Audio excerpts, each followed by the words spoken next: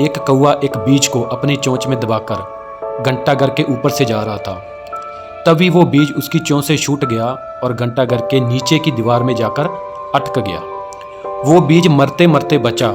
उसने घंटाघर की दीवार से रिक्वेस्ट की कि वो उसकी हेल्प करे। उस बीज ने उस दीवार को जिसमें वो अटक गया था उसको भगवान का वास्ता दिया। वो दीवार की ऊंचाई और सुंदरता के तारीफों के पुल बांधने लगा। उस बीज ने दीवार से कहा, मुझ पर दया करो, मैं अपने परिवार से दूर हो चुका हूँ, कम से कम तुम तो मुझे शरण दो। मैं कसम खाता हूँ अगर मैं बच गया मैं अपनी बाकी की पूरी जिंदगी इस छोटे से शेद में ही गुजार दूंगा। बीज की बात सुनकर दीवार को दया आ गई और उसने बीज को वहां शरण दे दी जहां वो गिरा था। कुछ ही समय में बीज की जड़ें निकल आई। वो वहीं बीज उसकी दीवारों के बीच में सेंध लगाने लगा। धीरे धीरे वो बीज पेड़ बनने लगा और उस पेड़ की शाखाएं आसमान की तरफ बढ़ने लगी।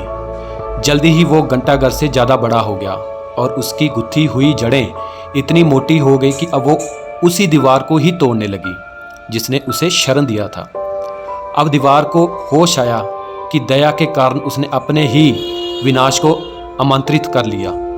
लेकिन अब अफसोस करने का तो कोई फायदा ही नहीं था, क्योंकि कुछ ही समय के बाद वो दीवार नीचे गिर गई। तो इससे आपने क्या सीखा कि कभी भी किसी पे दया करनी बहुत सोच समझ कर ही करना।